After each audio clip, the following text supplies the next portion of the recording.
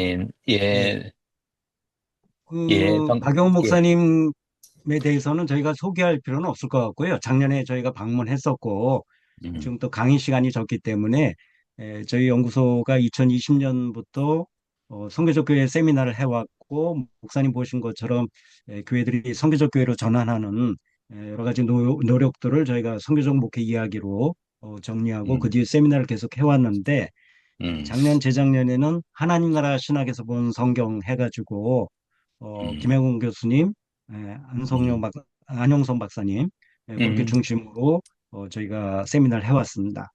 올해 예, 주제가 이제 돌봄 목회입니다. 그래서 박영 목사님 예, 처음 모셨는데 예, 큰 박수로 우리 환영하겠습니다.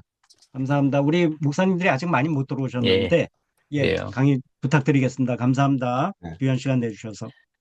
예, 반갑습니다. 지난번에 저희 포항까지 찾아주셔서 감사했고요. 그때 뵀던 분들도 있고, 처음 뵙는 분도 있는데, 또 제가 성함을 알고 있는 분도 있고, 지난번에 책 통해서 목회 참 잘하시는 거 뵙고 참 감사했습니다. 오늘, 제가 돌봄에 대한 이야기를, 저희 교회도 이제 한 3, 4년부터 돌봄 사역을 좀 집중적으로 하고 있고, 그렇게, 섬기고 있습니다. 어, 이제 선교적 교회라고 하는 것도 사실은 굉장히 많은 어, 이해와 오해가 함께 있잖아요, 그죠? 그냥 선교사 많이 보내는 교회, 혹은 선교적 교회를 하면 교회가 좀 그래도 잘 성장하겠다, 주위에 좋은 이미지 주겠다 하는 데서부터 좀 성경에 좀 더 깊이 뿌리를 두고 있는 교회들도 있고, 여러 가지, 형태와 이해가 있는데, 돌봄도 막 아주 비슷하게 마찬가지인 것 같습니다. 돌봄은, 저는 이제 이 돌봄 시대라는 말을 어떻게 보면 약간 좀, 어, 금방지게 썼는데, 해마다 우리 목회 트렌드 책 나오지 않습니까? 그죠? 트렌드 책 나오는데, 지영근 대표가 제가 잘 알기도 하고, 자주 강의도 많이 다니고, 요거, 목회 데이터 연구소 시작할 때부터 같이 함께 동력했고, 계속 함께 동력 이어오고 있고 그런데, 트렌드가 중요한데, 요즘 목사님들 말 들으면 트렌드 해가지고 매년 10개씩 나오니까 이거 뭐, 파악하기도 쉽지 않다. 이 트렌드가 이렇게 바뀌어가지고 뭘 어디에 따라가, 일로 가다가 절로 가고 막, 그래서 이제 그, 최근에 누가 제임스 헌터가 그런 말을 했던 것 같아요. 일기예보보다 기후 예측을 할 수 있는 신학자, 목사가 필요하다. 클라이마톨로지. 그러니까 당장 내일 비가 올까 안 올까 또 알아야 되지만 그게 트렌드라 그러면 신학적으로 이 시대 전체가 어디로 가고 있으며 어떻게 가야 되는가라고 하는 고민에서 제 돌봄 시대, 돌봄 목회뿐 아니라 사회 전체를 보면서 우리 사회가 돌봄 시대로 가야 된다 하는 생각으로 타이틀을 붙여 보았습니다. 어,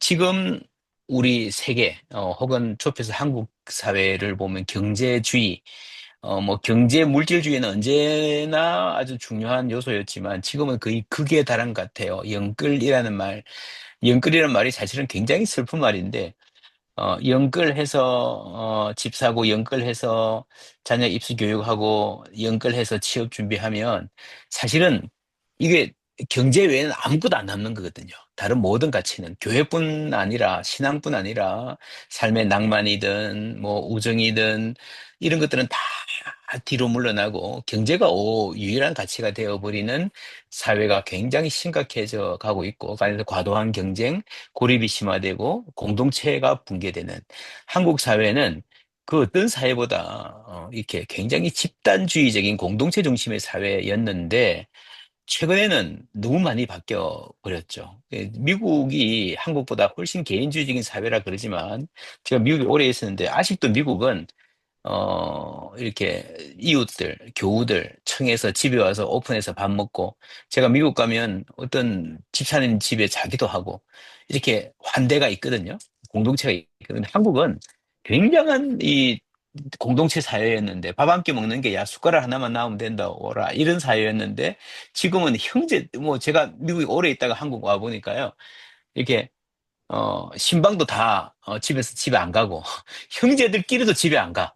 형제들끼리 만나도 그냥 식당에서 만나고 끝나는 정도. 그게 이제 너무 집단주의가 많이 남아있어 그런 것 같아요. 그러니까 다음 주가 설날인데, 설날에 젊은이들이 그 어른들 만나러 가면 그냥 막, 야, 뭐, 시집 안 가냐?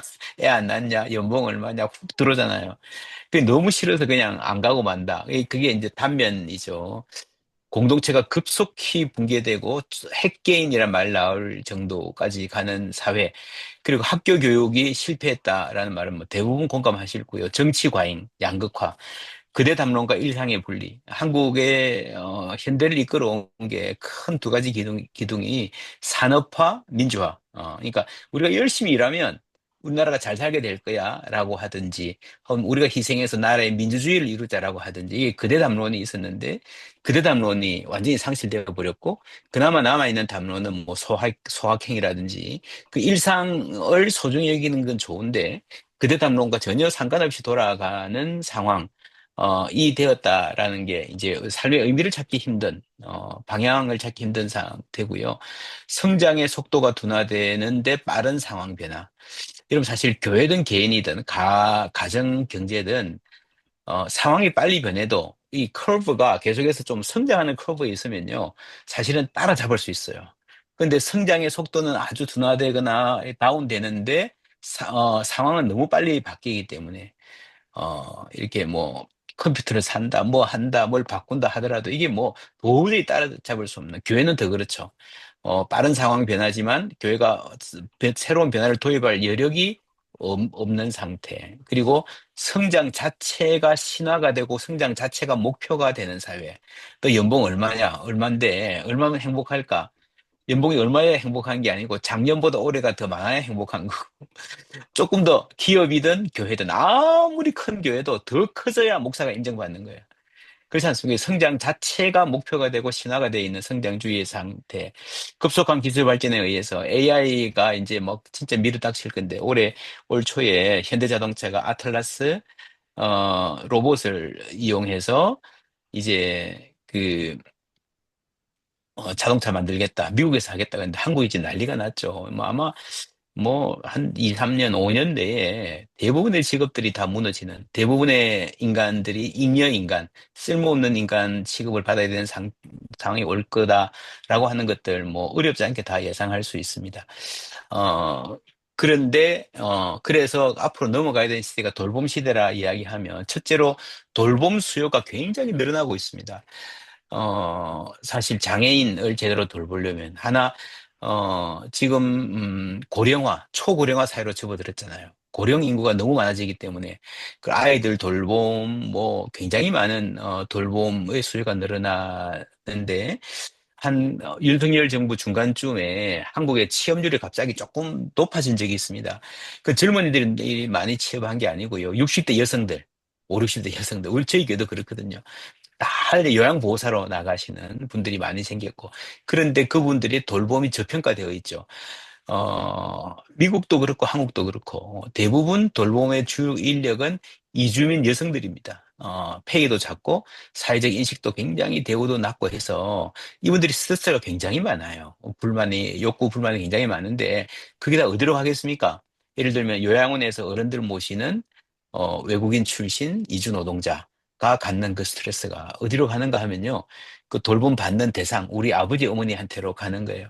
그분들은 굉장히 그러니까 이게 그분들 간병인들 구박받고 사는 거예요. 이 5, 60대 저희 또래들이 다 알고 있습니다. 우리 부모님들이 간병인들한테 대우 제대로 못 받고 산다는 거 다 알고 있으면서도 어쩔 수 없는 상황이고, 그래서 이제 나의 미래를 생각할 때도 나도 언젠가는 저 자리에 누워서 이 외국인 노동자들의 구박을 받으면서 인생 마치겠구나라고 하는 것들이 잠재되어 있기 때문에 굉장히 바탕이 우울하죠. 그래서 사실은 돌봄을 제대로 평가하고요. 돌봄을 돌보는 사회가 돼야 된다.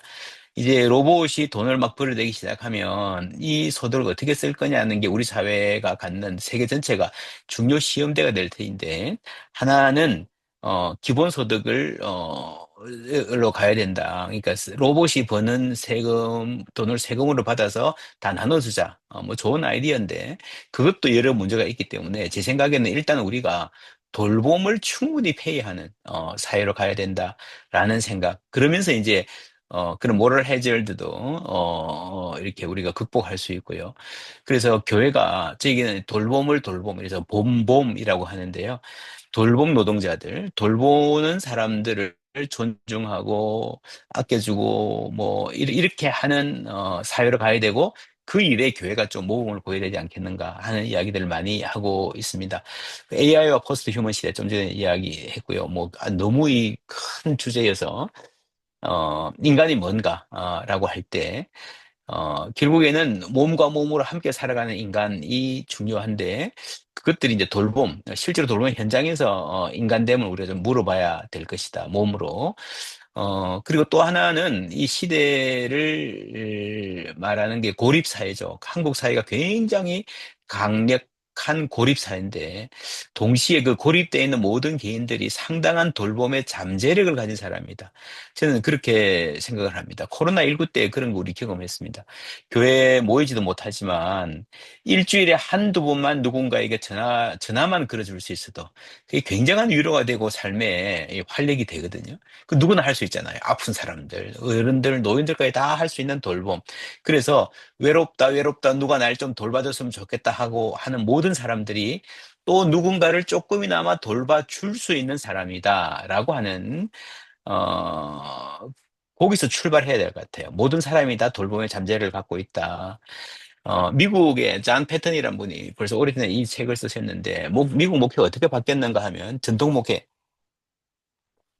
목회자가 평신도를 신방하고 상담하고 돌보는 거죠. 근데 이제 사회가 워낙 복잡해지고 정신적인 문제가 많아지니까 임상 목회 패러다임이 벌써 수십 년째 도입됐었습니다. 상담 센터를 교회가 설립하고 상담 전문가를 양성을 하고, 그러니까 목회자가 상담 교육을 필수로 받아야 되는 클리니컬 패스토럴 에듀케이션이라는 걸 도입해서 CPE라 그러죠. 미국의 주류 교단에서 안수를 받으려면 이걸 꼭 해야 됩니다. 그런데 요것도 한계가 많더라. 결국 왜냐하면 이제 이거 자체가 성도들의 모든 필요를 다 채울 수 없기 때문에 결국에는 이게 공동체 목회로 가야 되지 않는가. 공동체 목회는 성도가 모두 서로 돌보는 교회로 가기 위해서 양육을 해야 되고 그 힘으로 교회가 세상을 돌본다라고 할 때에 이런 관심 많으신 선교적 교회와 요 부분에 접점이 있을 것 같아요. 요거는 한국교회 트렌드 2025의 한 챕터가 멘탈 케어 커뮤니티입니다. 여기 바로 두 번째, 좀 전에 봤던 이 임상목회 패러다임이에요.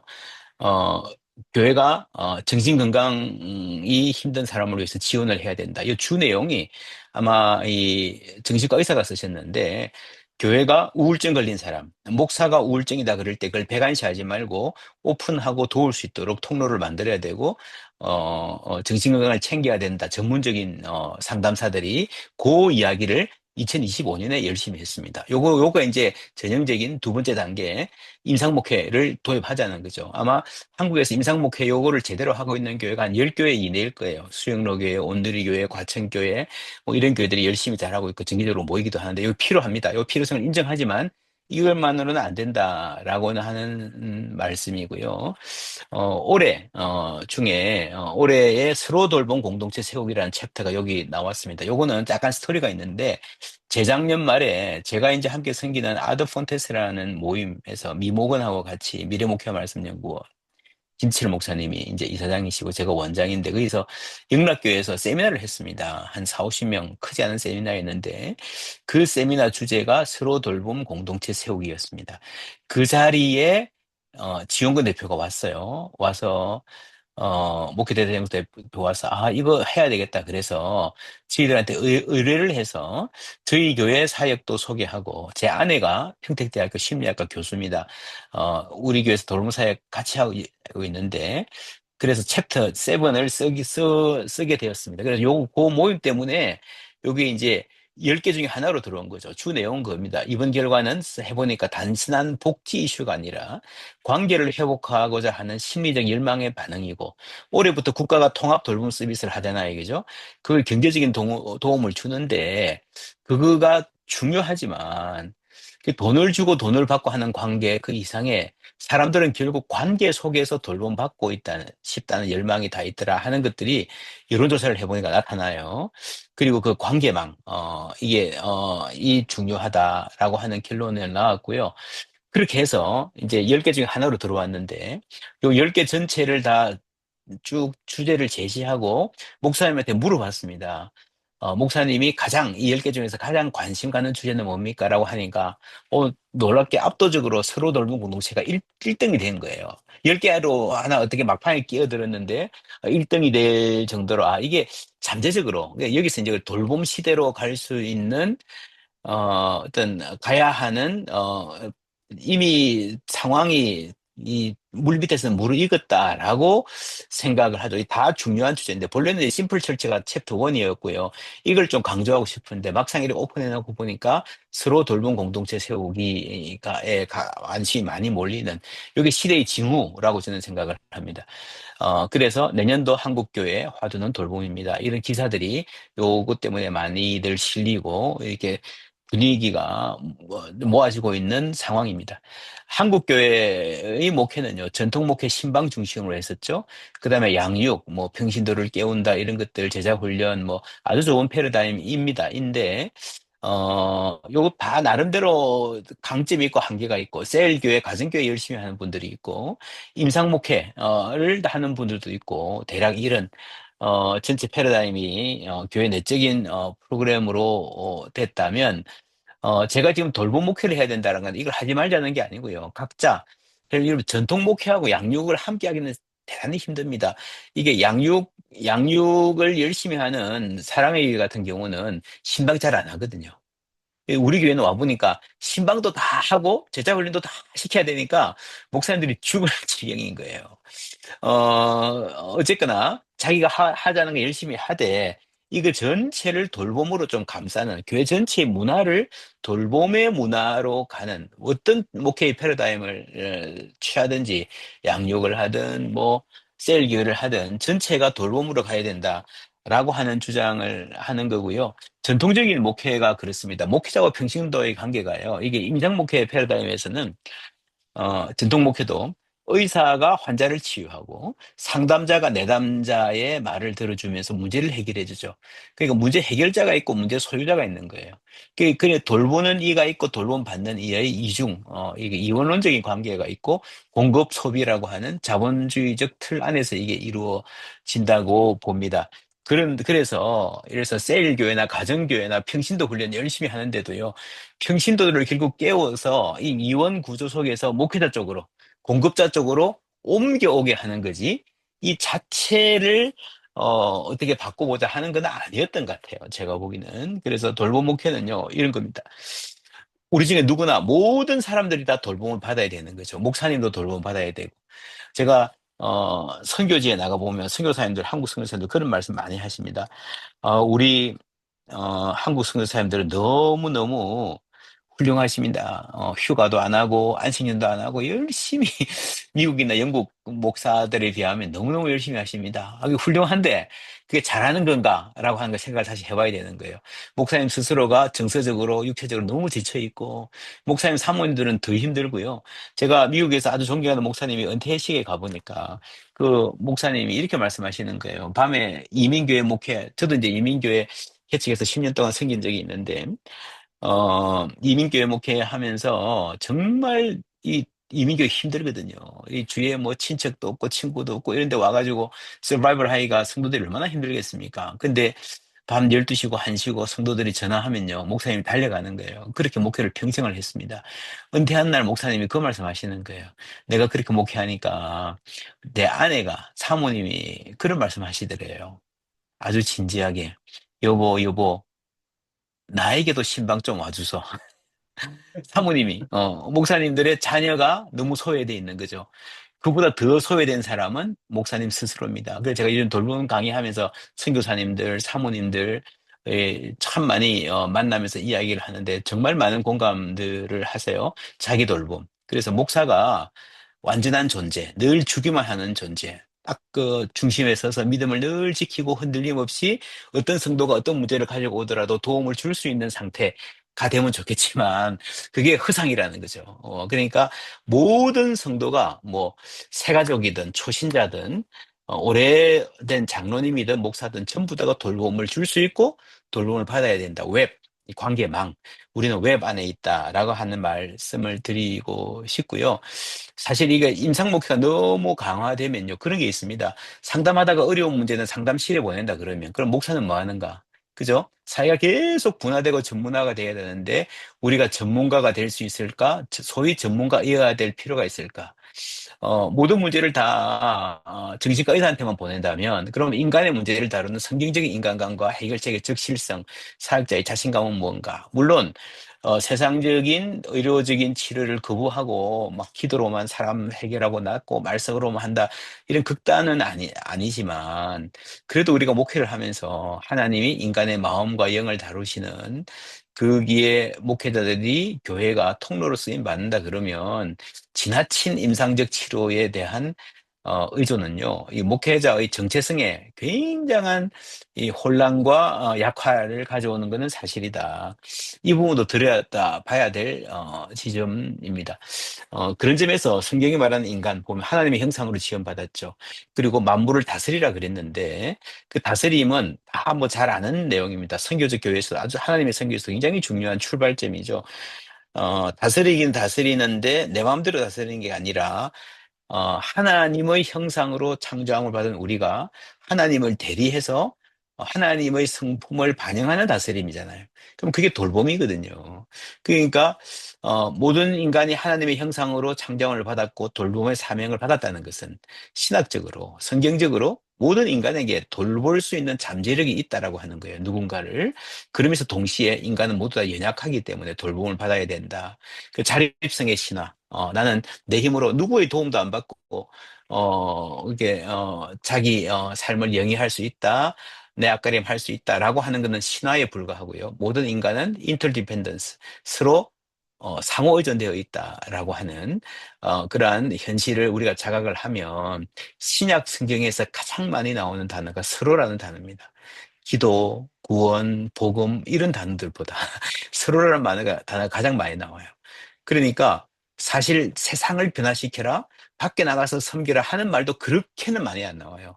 서로 사랑하고, 그죠? 서로 존중하고, 나보다 남을 낮게 여기고, 서로 기다리고, 서로 불쌍히 여기고, 이런 말이 압도적으로 많이 나오기 때문에 신약의 신앙의 실천의 본래적인 자리가 서로 돌보는 자리였다라고 볼 수 있고요. 이거는 너무 할게요. 제가 그래서 이제 돌봄 사역을 하면서 돌봄에 관한 공부를 조금 해보니까 좋은 책들이 많이 있어요. 그 중에 하나가 아스 클라인먼이라는 분이 쓴 케어라는 책입니다. 이분은 하버드 대학교 신경학과 교수입니다. 알츠하이머 전공이에요. 알츠하이머를 제대로 다루려면요. 가족들을 교육시켜야 됩니다. 이분 알츠하이머 전공으로서 그 추이가 어떤가 이런 것들을 가족들 모아서 가르치고 그리고 어떻게 하면 도울 수 있을까? 가족으로서 자기를 건강하게 관리해낼 수 있을까 하는 것들을 강의하는 전문가였습니다. 그런데 이분의 아내가 50대 때 치매에 걸리는 거예요. 알츠하이머에 걸립니다. 그러면서 이제 의사였다가 졸지에 환자 가족이 되면서 자신을 돌아보니까 내가 할 수 있는 게 너무 없더라. 내가 모르는 게 너무 많더라. 그 모르는 게 이런 거예요. 예를 들면, 이 남자분들 지금 아마도 그런 질문 해볼 수 있을 것 같은데, 세탁기 돌릴 줄 아십니까? 세탁기 돌릴 줄 아시는 분도 계시지만 모르시는 분도 계시고, 이분은요, 뭐 의사여서 바빠서 그랬는지 돈을 잘 벌어서 그랬는지 자기 집에 세탁기가 어디 있는지도 몰랐대요. 그런 사람이 아내가 치매에 걸리고 살림을 도울라 그러니까 정말 보통 어려운 게 아니잖아요. 그래 아내 먹이고 씻기고 옆에 있어주고 그러면서 언제는 뭐 두 번이나 씻기고 닦이고 했는데 그 카페트 위에 아내가 이제 큰 변을 쌓아가지고 그거를 막 그냥 치우면서 막 눈물 펑펑 흘렸던 그런 경험들이 이 책에 다 담겨 있습니다.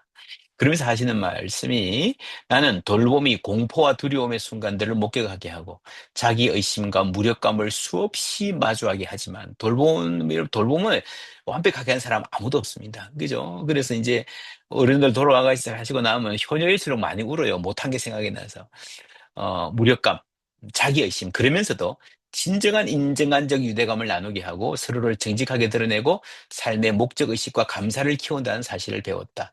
돌봄의 영역이 의학의 경계를 얼마나 멀리 넘어설 수 있는지도 배웠다. 의학으로 최고의 전문가라 그랬지만 이게 사실은 의학에서 돌봄 전체에서 의학이 갖는 부분은 굉장히 작은 부분이다 하는 것을 깨달았다라고 하는 것. 돌봄은 모든 인류에게서 볼 수 있는 가장 보편적 행위이며 원시 시대에도 돌봄이 있었다. 문화인력자들이 많이 이야기하잖아요. 그죠? 뭐 이렇게 옛날 사람들 돌아가셨던 뼈 같은 거 해보면요. 이렇게 돌봄 받았던 대퇴골이 다, 이렇게, 상했는데도 오랫동안 생존했다. 다 돌봄의 흔적이거든요.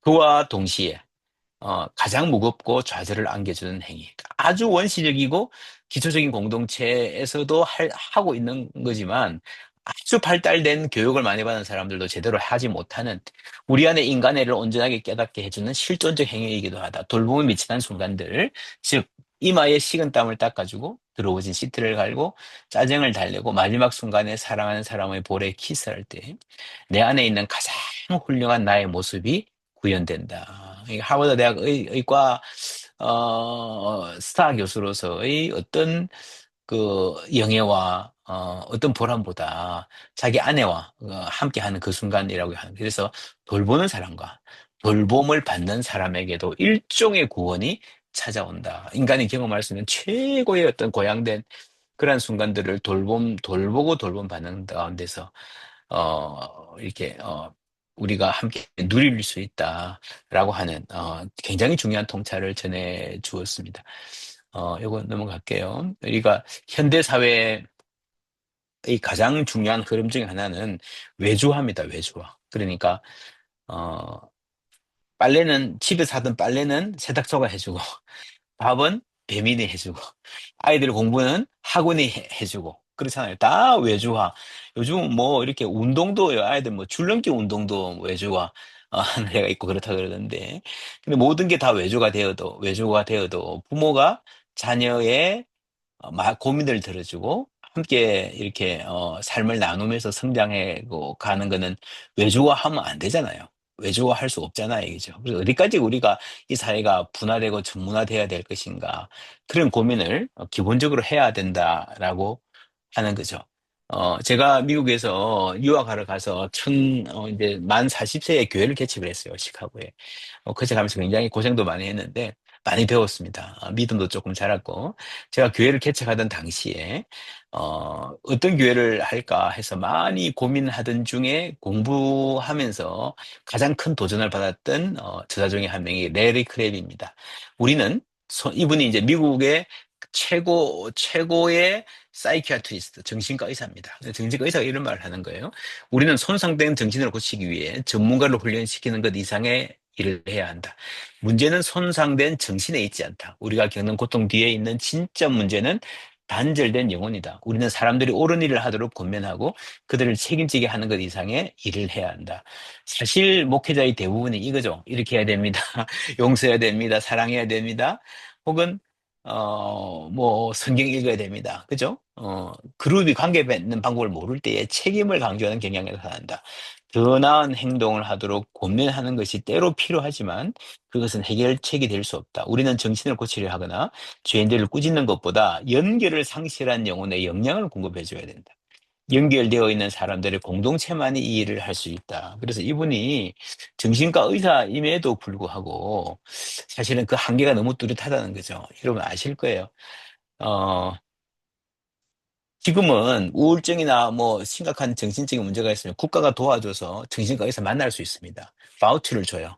근데 그게 몇 번 만나는 건 주로 8번 만납니다. 8번, 여러분, 8번 만에 해결되는 정신적 문제가 있을까요? 전혀 없습니다. 그래서 이런 임상적인 접근은요, 가장 기본적인 해결, 당장 자살하지 않고 밖으로 나올 수 있는 정도만 되지만, 정말 우리가 fully 하나님의 형상으로 창조을 받은 인간의 삶을 회복하고 누리기 위해서는요, 턱없이 부족한 거예요. 그것의 필요를 이분이 다른 데서 그런 말 하는데 우리가 에브리 코너에 상담센터 세울 수 없지 않느냐. 그죠? 여러분 진짜 내가 상담센터 돈 가서 사람 만나서 돈으로 뭐 부부 문제 해결하려 그러면요. 여러분 몇 년씩 만나면요. 그런 분들, 리고레 목사가 그런 이야기 했어요. 자기도 부부하고 관계가 안 좋아서 상담사 만났다 그러는데 집 한 채 날렸대, 집 한 채. 상담비로. 그래서 그게 해결책이 될 수 없고, 결국에는, 정말 급한 일은 치유하고 약물도 복용해야 되지만, 연결되어 있는 사람의 공동체가 결국엔 사람들을 제대로 회복시켜 줄 수 있을 것이다. 라고 이분이 주장을 하고요. 적정 기술이라는 말 아십니까? 이게 적정이라는 말은요. 우리가 저 제3세계 아주 가난한 나라 가서 도와줄 때 테크놀로지가 중요한데 의외로 대단한 첨단의 기술 이런 게 필요 없더라는 거죠. 그런 것보다 그냥 아주 작은 기술, 요게 이제 한 대표적인 예인데 큐 드럼이라는 겁니다. 이 마을 아이들이 물을 기르려면 마실 수 있는 물을 기르려면 적어도 2시간을 머리에 물동이를 이고 왔다 갔다 해야 됩니다. 얼마나 힘들겠어요. 팔이 빠질 것 같고 물은 반쯤 흘려버리고 하는데 누군가 이 튼튼한 재질로 이걸 큐처럼 생겼잖아요. 큐들을 만들었습니다. 이걸 해주니까 아이들이 그냥 끌고 다니면서 노래 부르면서 왔다 갔다 놀면서 운동삼아 왔다 갈 수 있게 된 거죠. 이게 기술은 굉장히 초보적인 기술이지만 실제로 이 아이들의 삶을 아주 대단하게 이렇게 축복하는 이 도와주는 기술이 되었다. 그래서 적정 기술이라 그러고요. 구글이 해마다 이거 상을 시작을 합니다. 이런 식의 발명품. 그래서 꽤 많이 있습니다. 이 다양한 뭐 우물을 하고 뭐 물 재배하고 이런 기술들이 활발하게 논의가 되고 있는데 이런 적정 기술, 약간의 기술만 가지고도 누군가의 삶을 폭넓게 도와줄 수 있는 기술이 있다면 적정 심리학이라는 말도 있지 않을까. 정혜신 당신이 옳다. 이분은요. 정신과 의사인데, 세월호가 사건이 나고 나서 그 현장으로 가죠. 상담실이 아니라 가서 현장에서 사람들을 만났는데 굉장히 많이 배웠다 그럽니다. 야, 이게 전문적인 지식이 갖는 게 굉장히 한계가 많구나. 그래서 이분이 적정 심리학이라는 말을 생각해낸 배경을 여기서 쓰고 있는 겁니다. 적정 기술이라는 개념이 화선지 위의 먹물처럼 내게 스민 건 그때 내가 움켜쥐고 있었던 문제의식과 맥이 닿아서일 것이다. 눈물 흘리는 사람들의 속마음을 듣는 현장에서, 이 세월호 현장을 주로 말하는데, 문제의식이기도 하지만 무엇보다도 심리 치유와 관련해. 이분도 뭐 정신과 의사니까. 전문가들의 심리학이 아닌 적정한 심리학, 적정 심리학이 필요하다. 공감의 위력. 그렇죠? 부유하든 가난하든 강자든 약자든 많이 배웠든 못 배웠든 노인이든 아이든 누구에게나 적용된다. 이게 누구나다가 누군가를 공감해주고 돌볼 수 있다는 거죠. 공감이 뭔지 제대로 알기만 하면 종이로 접은 새가 비둘기가 되어 날아가는 마술을 마음에서 경험하게 될 것이다. 내가 누구 얘기 들어주니까 나는 정말 전문가도 아니고 뭐 목사도 아니고 아무것도 아닌데 나를 통해서 누군가가 위로받고 삶이 회복되는 거 보면 정말 말할 수 없는 아름다움이 거기에 있다라고 하는 거죠. 그래서 이분이 하는 또 다른 말 중에 하나가 심리적 CPR이란 말입니다. 심리적 CPR. CPR이 뭡니까? 우리 교회에서 예배 드리다가 누가 한 명 막 심장에 문제가 있어서 이렇게 쓰러지면 어떻게 하죠? 119 부르는데 어떤 분은요, 119 도착하기 전에 생사가 갈리기도 합니다. 그래서 일반인도 약간의 교육만 받으면, 그죠? 호흡을 도와줄 수 있잖아요. 그런 식으로 육체의 CPR이 있다면 심리적 CPR도 있지 않을까라고 하는 거죠. 요거 심리적 CPR을 배우자는 겁니다. 제 강의의 논지는 모든 그리스도인들이 교회에서 목사님들 마찬가지 심리적 CPR을 배우면 상당히 우리 좀 달라질 수 있지 않을까. 교회에서 교육도 하고요. 예를 들면 이런 겁니다. 몇 가지 질문만 있으면 되는데요. 어, 예를 들면 누군가 자살을 했다. 그러면요, 그 자살을 한 부모들한테 물어보면 전혀 몰랐다 그러는 거죠. 우리 아이가 그런 고민을 하고 있었다. 그 학교 선생님이나 교회학교 교사나 또 옆에 뭐 구역장이나 모르는 경우가 많죠. 그런데 사실은 조금만 센시티브 하면요. 조금 훈련을 받으면 약간 어떤 느낌, 이 올 때가 있습니다. 그럼 여러분 어떻게 하죠? 어떻게 하는 게 좋을까요? 그러니까 저 사람이 잘할지도 모르겠다는 느낌이 들면 어떻게 접근할 수 있을까요? 전문가한테 물어보니까 자살 방지 운동하는 전문가들한테 물어보니까요. 물어보라 그러더라고요. 혹시 자살을 생각하십니까? 라고 물어보는 게 좋다. 근데 저는 그게 잘 안 되더라고요. 그래서 우리 교회에서 정기적으로 목사님들이 모여서 이 상담과 신방을 위한 토론을 합니다. 우리 콜로퀴움이라 그러는데 그때 이제 하면서 이렇게 같이 안을 만들었습니다. 만약에 내가 신방을 하거나 상담을 하면서 아니면 그냥 목회를 하고 지나가는 사람들한테 그런 경우 굉장히 많아요. 내가 아는 어떤 교회는요. 정말 그러니까 교회 잘 안 나오는 초신자가 자살해도 이게 샤킹이 큰데 예를 들면 구역장이나 굉장히 구역장 중에서 열심히 섬기던 권사님 이런 분들이 자살한 경우가 있거든요. 교회 뭐 충격이 큰 교회였는데도 막 말로 다 못합니다. 교회가 전체가 막 어두움에 빠지고 침체에 빠져요. 근데 몰랐을까? 그죠? 그래서 누군가가 물어만 봐줬어요. 그 사람 자살 안 할 수 있었다는 거죠. 그런데 권사님 자살 생각하고 계십니까? 라고 물어보기는 힘들잖아요, 이게죠. 우리 교회는 이렇게 하고 있습니다. 아예 그냥 매뉴얼을 정했어요. 어, 집사님 같은 경우면 자살하는 사람도 있던데 어떠세요? 라고 물어보는 그게 심리적 CPR입니다. 이런 상황에서 어떤 질문을 접근할 수 있을까? 목회에서 가장 중요한 질문이 이제 정혜신 씨 당신이 옳다 이 책 보면 요즘 마음이 어떠세요? 라고 물어보라 그럽니다. 근데 요즘 마음이 어떠세요? 라고 물어보는 거는 약간 좀 중급 이상의 이 상황이고요. 진짜 이런 말 해도 괜찮아요. 잘 지내요. 하는 사람들 많아요. 그래서 신방하면서 저희 교회에서는 이제 이렇게 권면을 합니다. 목사님들한테 두 가지 질문. 잠은 잘 주무세요? 잠 잘 자면요. 대부분 문제는 웬만큼 괜찮은 거예요. 대부분 잠을 못 잡니다. 심각한 우울증이나 심리적 문제가 있으면 잠을 잘 못 잡니다. 두 번째, 식사는 잘 하세요? 그래서 그냥 잘 지내세요 하면 그냥 뭐 잘 지낸다 그러고 뭐 마음이 어떠세요? 그러면 괜찮다 그러던 분들이 잠은 잘 주무세요라고 말을 꺼내는 순간 완전히 본물 트듯이 자기 이야기가 줄줄줄 나오는 경우가 굉장히 많거든요. 이런 게 심리적 CPR입니다. 이런 내용을 목사님들, 성도님들이 좀 배워서 서로 돌봄 공동체를 세울 수 있을 거라는 생각이 들고 또 하나는 심리적 CPR에 뭐가 들어가야 되는가 하면요. 이분은 약간 좀 특별한 케어가 필요하겠구나. 내가 좀 만나줘야 되겠구나. 우리 목회하다 보면 그럴 때 있지 않습니까? 그냥 지나가는 걸 보고 우리가 쭉 같이 이야기하고 하다 이분 약간 어려움이 있을지도 모르겠다 해서 따로 전화를 하든지 따로 만나야 되든지 조금 의도적인 돌봄이 필요한 경우를 알아내는 법. 그러니까 일상적인 생활에서 그냥 뭐 괜찮겠지 하는 그 수준하고요.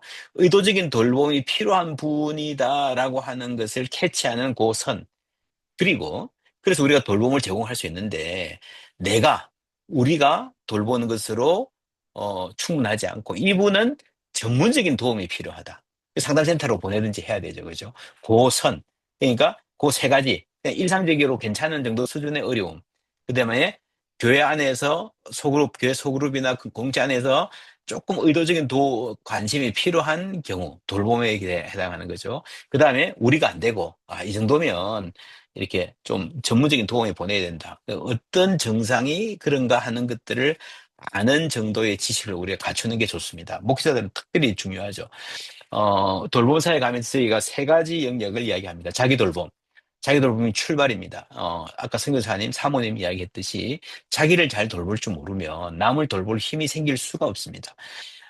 그래서 서로 돌봄 안에 두 가지. 하나는 교회 내에서의 서로 돌봄이 있고요. 교회 밖으로 확장되는 서로 돌봄이 있습니다. 이게 이제 선교적 커넥션이라고 볼 수 있죠. 교회 안에서 갖지 못한 따뜻한 관계를 절대로 교회가 마을에 줄 수가 없습니다. 사회에 줄 수가 없습니다. 그래서 예수님도 너희가 서로 사랑하면 이래서 모든 사람이 너희가 내 제자인 줄 알리라 그러셨잖아요. 그죠? 그래서 선교와 교회 안에서의 교제와 선교를 따로 디아코니아를 따로 구분하지 않고 똑같은 원리로 함께 나갈 수 있다 하는 걸 강조하고요. 세 번째 창조세계 돌봄까지 포괄하는 사실은 교회 실천 거의 다를 포괄할 수 있는 굉장히 큰 개념. 자기 돌봄부터. 자기 돌봄도 뭐 말하자면 그냥 뭐 무조건 뭐 맛있는 거 먹고 이것만이 아니라 자신을 그리스도 안에서 잘 이렇게 훈련시켜 가는 것도 자기 돌봄에 포함되겠죠. 저희 교회 케이스를 들면요. 저희 교회는 이제 상담 센터가 두 개가 있습니다.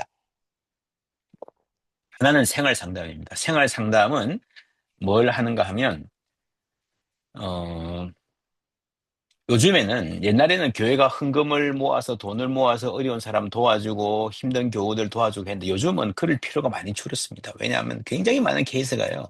구청이나 보건소나 이 사회기관에서 통로가 굉장히 많이 있어요. 도움 받을 수 있는. 문제는 몰라서 못 받는 거예요. 그런 게 있다는 거. 내 케이스가 어디에 해당한다는 걸. 그래서 저는 교회마다 이 생활 담당 센터를 만들든지 이거 하는 분들이 예를 들면 뭐 시청의 공무원이라든지 변호사나 변호사 사무실에 일한다든지 보건소 직원이라든지 그런 분들이 조금이라도 있으면 공부를 하셔가지고 어, 교회 안에 생활상담센터를 만들면 좋고요. 지역에서 함께 하셔도 좋습니다. 여기 꼭 있어야 된다 생각하고. 그래서 이렇게 밖에 공공의 도움을 못 받는 경우, 도움 받을 수 있도록 다 안내해드리고, 뭐, 원서도 써드리고 이렇게 하고, 못 받는 경우에 교회가 돈으로 돕는 거죠. 그 다음에 심리 상담, 이 있고요. 겹치는 부분이 두 개 다 필요한 부분이 있습니다. 그런데 요게 구축돼 있으면 좋은데, 문제는 나한테 이런 필요가 있어요. 생활 상담을 오고, 나한테 이 마음이 좀 힘들어요. 좀 도와주세요. 하고 심리 상담으로 자기 발로 걸어서 오는 사람은 괜찮아요. 성도들 중에서도. 안 그런 사람이 문제야. 어색해서든지, 필요를 몰라서든지. 여러분, 상담사들 이야기 들어보면요. 자기가 상담소에 전화 걸어서 약속 정하고, 돈 내고, 옷 입고 상담소에 찾아오잖아요. 그죠? 그러면 그 사람은 반 이상 해결된 겁니다. 왜냐면 자기 필요를 아니까. 문제는 모르는 사람들인 거죠. 문제는 내가 도움이 필요하다는 걸 모르는 사람들인 거죠. 그래서 생활 상담, 심리 상담이 조직적으로 구축되어 있지 않다 하더라도 목사님들이 사실상 이 역할을 하고 계세요. 그렇지 않습니까? 생활 상담도 하고 계시고 어디 뭐 연결도 해주고 도움받을 수 있도록 하고 계신데 문제는 목사님들한테 와서 그 이야기를 하는 사람들이 한정이라는 거죠. 그 밖에 있는 사람들이 훨씬 더 필요가 많은데 그 밖에서 여러분 이혼도 생기고 자살도 생기고 우울증이 심각하게 되고 한다는 거죠. 그래서 요거를 유지하되 전체를 돌봄으로 감싸는 교회 특별히 소그룹이라든지 평소의 삶을 통해서 이런 필요를 서로가 캐치를 하고 이분이 필요로 하구나 해서 상담소로 연결해주는 기능도 상당히 중요한 사역이 될 수 있다. 만인제사장에 대한 이야기 넘어갈게요. 그래서 만인제사장, 전신자제사장을 연결하면 신학적으로 브라우닝이라는 분의 이야기입니다. 성직자 중심의 패러다임을 넘어서는 동시에 이를 포함하는 방향으로 나아가는 흐름에 맞추어 성직자의 역할도 중요해요. 포함해서 함께 가야 되는데 무조건 뭐 목사가 죽어야 교회가 산다 이런 반성직주의가 시대의 답이 될 수 없죠. 전략적 실천 신학은 교회의 프락시스가 교회 내부뿐만 아니라 세상 속에서 어떻게 이루어지는지에 관심을 둔다. 저희 교회 예를 들어 요런 구도가 있으면요. 이거는 그냥 요 그대로 예수 안 믿는 사람이 돌봄 받을 수 있는 거예요. 그죠? 예수 믿는 사람은 돕는 거 아니거든요. 그래서 교회 안에 잘 구축이 되어 있으면 그게 바로 선교적 교회로 나아갈 수 있는 틀이 됩니다. 예를 들어 돌봄의 실천 신학은 단순히 목회적 돌봄이나 교회 공동체 내의 돌봄에만 국한되지 않고 오히려 교회가 더 넓은 세속 사회에서 돌봄의 구조를 형성하고 돌봄에 전 문화를 만들고요. 영향을 미치는 전략을 어떻게 세워야 하는지를 탐구해야 된다. 이게 해봐야 되는 거예요. 제가 요즘 우리 교회 교인들하고 자주 하는 말이 텃밭을 가꾸고 열매로 소통하라. 그러니까 한국 농업이 이렇게 돼야 됩니다. 막 말로만 하지 말고 조그만 텃밭이라 내가 가꾸고 그 열매가 나올 거 아닙니까? 그죠? 상추가 이렇게 재배됐고 토마토가 이렇게 맛있고 그걸 맛보라 그러면서 이웃에게 되는 거지. 우리가 못하는 거를 결코 우리는 세상에 줄 수가 없습니다. 돈은 줄 수 있겠지만 그 관계의 퀄리티는 줄 수가 없죠. 그래 돌봄의 문화를 교회가 만들어 가야 된다 하는 거고요. 제가 아까 여기를 기억하실 겁니다. 요 밑에 있는 이 부분이 하나의 교회라고 보시면 한 교회 안이 이렇게 돌봄의 관계망으로 모두가 목사님부터 어린아이까지 할아버지까지 초신자 할머니까지 모두가 누군가를 돌보고 돌봄을 받는 관계망으로 연결되어 있다라고 하면 바로 그 다음 단계입니다. 교회가 세상에 따로 있는 게 아니고요. 수없이 많은 관계망 속에 들어 있다는 거죠. 제가 목사지만 아이가 학교 가면 학부형이잖아요. 그죠? 우리 교회 이웃들이 있잖아요. 병원 가면 내가 환자잖아요. 그죠? 같이 줄 서서 기다리잖아요. 편의점 슈퍼의 고객이잖아요. 그러니까 우리가 인간이라는 존재가 사회가 아주 많은 다층적인 다면적인 관계의 망속을 살아간다라는 사실에 착안을 하면 우리가 이제 흔히 말하는 포스트 크리스텐덤이 옛날 크리스텐덤은 교회는 이렇게 컸고 세상이 작았다면 지금은 세상은 엄청 커지고 힘이 있어지고 교회는 쪼그라들었다라는 식으로 볼 거냐? 그렇지 않다라고 하는 거죠. 여러분, 교회와 세상이 이렇게 분리되었던 적은 한 번도 없습니다. 교회가 제도가 아니고 사람이라 그러면 그 구성하는 모든 사람은 농부든 어부든 주부든 교수든 학생이든 사회 속에 있고 사회 안에 관계망을 그죠? 안에서 형성되고 있는 거예요. 그래서 이런 걸로 봐야 된다는 거죠. 자, 선교도 교회가 어떻게 될 수 있는가 하면 저는 이렇게 생각을 해요. 우리 사회의 어느 한 부분이라도 따뜻해지면 그 소셜 캐피털 이런 말 있잖아요. 그죠? 어, 이렇게 자주 만나고 역동적으로 뭐 모임도 하고 그러면 사회가 바뀐다 이런 이론들이 있는데 비슷합니다. 우리 사회의 어떤 한 부분이 따뜻해지면 그 온기가 자연스럽게 인간의 관계망을 통해서 펼쳐 나갈 거라는 거죠. 그래서 교회가 돈을 모아서 돈을 전달하는 식의 그래서 성도들은 그냥 해도 헌금만 하고 광고만 보는 그런 선교적 교회가 아니라 교회가 실제로 안에서부터 돌봄을 실천하기 시작하면 표정과 사람을 대하는 방식과 말투가 바뀌지 않겠습니까? 돌봄한다 생각하면요. 옛날처럼 말할 수가 없어요.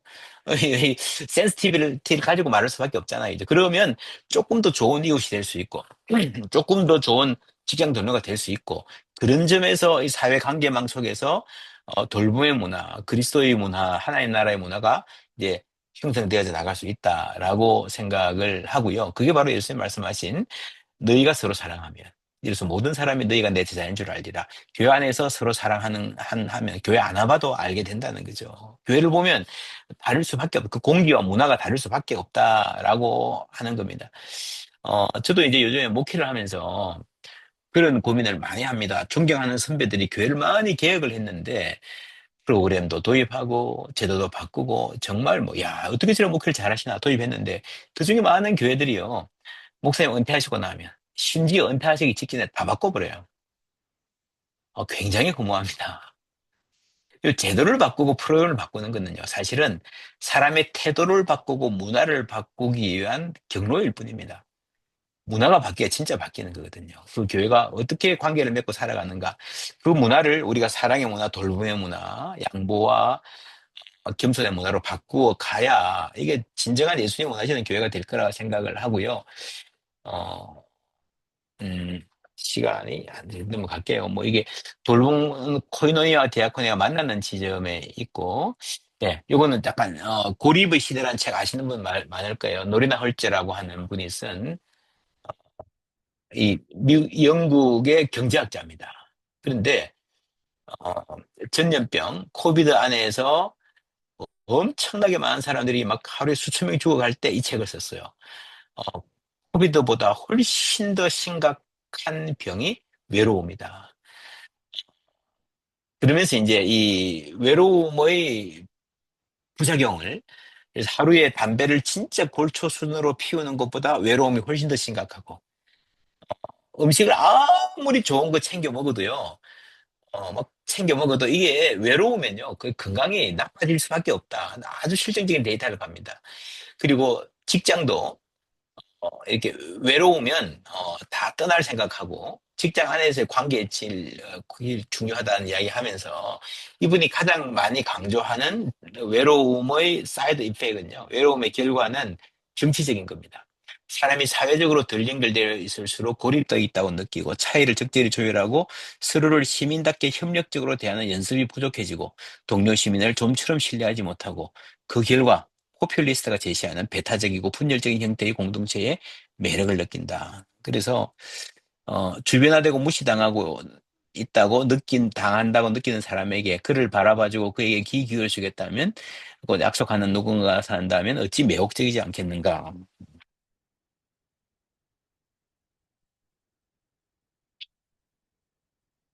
히틀러, 우리가 설 자리는 아무데도 없었다. 나의 조국에서조차 아무도 나를 원하지 않는다면 바로 그때 나는 히틀러를 만났다. 충격적인 이야기죠. 그러니까 히틀러 때 사람들이 무시당하고 외로워서 그 사회가 너무 진영화되고요. 뭐 정말 이해할 수 없을 정도로 극단적인 정치적인 주장으로 뭉쳐 있는 사람들을 보면 이 노리나 헐지의 분석은요. 왜 그럴까? 외로워서 그렇다는 거죠. 그래서 여러분, 사회가 너무 과도하게 진영화되어 있고 극단적으로 가는 분들 정치적으로 우리가 뜯어 말리고 싶지만 말 안 들어요. 여러분 뭐 한마디 하면 열 마디씩 합니다. 어떻게 바꿀 수 있을까? 결국에는 외로움을 치유받고 돌봄을 제공하는 것 밖에는 저는 이 사회의 정치적인 문제가 해답이 없다고 생각을 합니다. 이 정치적인 양극화 문제도 결국엔 외로움과 연결되어 있고요.